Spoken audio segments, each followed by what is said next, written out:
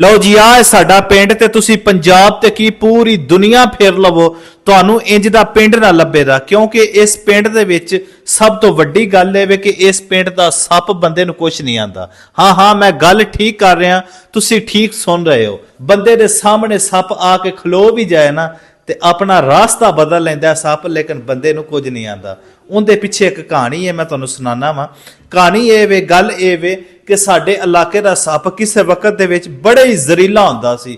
ਏਡਾ ਕੁ ਜ਼ਹਿਰੀਲਾ ਹੁੰਦਾ ਸੀ ਕਿ ਬੰਦੇ ਦੇ ਕੋਲੋਂ ਦੀ ਗੁਜ਼ਰ ਜਾਣਾ ਸੱਪ ਨੇ ਤੇ ਬੰਦੇ ਤੇ ਅਸਰ ਹੋ ਜਾਂਦਾ ਸੀ ਜ਼ਹਿਰ ਦਾ। ਏਡਾ ਜ਼ਹਿਰੀਲਾ, ਸੋਚੋ ਕਿੱਡਾ ਜ਼ਹਿਰੀਲਾ ਸੱਪ ਹੋਏਗਾ। ਪਿੰਡ ਦੇ ਇਲਾਕੇ ਦੇ ਲੋਕ ਬਹੁਤ ਪਰੇਸ਼ਾਨ ਸਨ। ਇਹ ਗਏ ਇਸ ਦਰਬਾਰ ਦੇ ਉੱਤੇ, ਇੱਕ ਬਜ਼ੁਰਗ ਰਹਿੰਦਾ ਸੀ ਉਹਦੇ ਕੋਲ। ਉਹਨੂੰ ਜਾ ਕੇ ਆਖਦੇ ਨੇ ਕਿ ਬਾਬਾ ਜੀ ਦੁਆ ਕਰੋ ਕਿ ਸਾਡੇ ਇਲਾਕੇ ਦਾ ਜਿਹੜਾ ਸੱਪ ਹੈ ਨਾ ਉਹ ਬੜਾ ਹੀ ਜ਼ਹਿਰੀਲਾ ਹੈ, ਸਾਡੇ ਲੋਕਾਂ ਦੀ ਜਾਨ ਲੈਂਦਾ ਪਿਆ, ਤੇ ਮਿਹਰਬਾਨੀ ਕਰੋ ਕਿ ਰੱਬ ਦੀ ਬਾਰਗਾਹ ਦੁਆ ਕਰੋ ਕਿ ਸਾਡਾ ਜਿਹੜਾ ਪਿੰਡ ਹੈ ਨਾ ਇਹ ਇਹਨਾਂ ਸੱਪਾਂ ਤੋਂ ਮਹਿਫੂਜ਼ ਹੋ ਜਾਵੇ।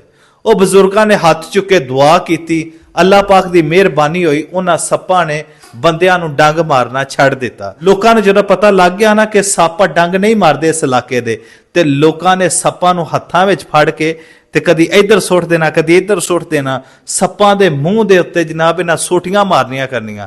ਯਾਨੀ ਸੱਪਾਂ ਨੇ ਢਿੱਲ ਕੀ ਦਿੱਤੀ, ਸੱਪਾਂ ਨੂੰ ਇਹਨਾਂ ਲੋਕਾਂ ਨੇ ਬੜੇ ਤੰਗ ਕਰਨਾ।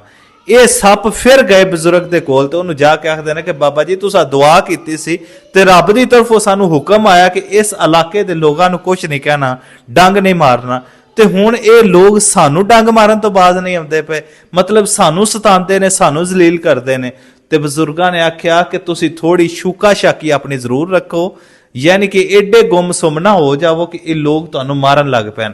ਆਪਣਾ ਮਾੜਾ ਮੋਟਾ ਡਰਾਵਾ ਰੱਖਿਆ ਕਰੋ। ਤੁਹਾਨੂੰ ਪਤਾ ਸੱਪ ਦੀ ਦਹਿਸ਼ਤ ਹੀ ਬੜੀ ਹੁੰਦੀ ਹੈ। ਮੈਂ ਖੁਦ ਇਸ ਚੀਜ਼ ਦਾ, ਪੂਰਾ ਪਿੰਡ ਇਸ ਚੀਜ਼ ਦਾ ਚਸ਼ਮਦੀਦ ਗਵਾਹ ਹੈ ਕਿ ਸਾਡੇ ਇਲਾਕੇ ਦਾ ਸੱਪ ਸਾਡੇ ਸਾਹਮਣੇ ਆ ਜਾਵੇ ਆਪਣਾ ਰਾਸਤਾ ਬਦਲ ਲਏਗਾ, ਲੇਕਿਨ ਸਾਨੂੰ ਕੁਛ ਆਖੇਗਾ ਨਹੀਂ। ਲੇਕਿਨ ਇਸ ਗੱਲ ਦੀ ਮੈਂ ਨਾਲ ਵਜ਼ਾਹਤ ਕਰਦਾ ਜਾਵਾਂ, ਸੱਪ ਤੇ ਕੁਝ ਆਂਦੇ ਨਹੀਂ ਲੇਕਿਨ ਬੰਦੇ ਡੰਗਣੋਂ ਬਾਜ਼ ਨਹੀਂ ਆਉਂਦੇ। ਅਗਲੀ ਗੱਲ ਦੀ ਮੈਂ ਵਜ਼ਾਹਤ ਕਰਦਾ ਕਿ ਸੱਪ ਬੰਦਿਆਂ ਨੂੰ ਤੇ ਕੁਝ ਨਹੀਂ ਆਂਦੇ, ਲੇਕਿਨ ਇੱਥੇ ਦਾ ਜਿਹੜਾ ਮਾਲ ਡੰਗਰ ਹੈ ਉਹਨੂੰ ਸੱਪ ਮਾਫੀ ਨਹੀਂ ਦਿੰਦਾ। ਉਹਦੇ ਕੋਲੋਂ ਦੇ ਵੀ ਲੰਘਦੇ ਤੇ ਡੰਗਰ ਮਰ ਜਾਂਦਾ।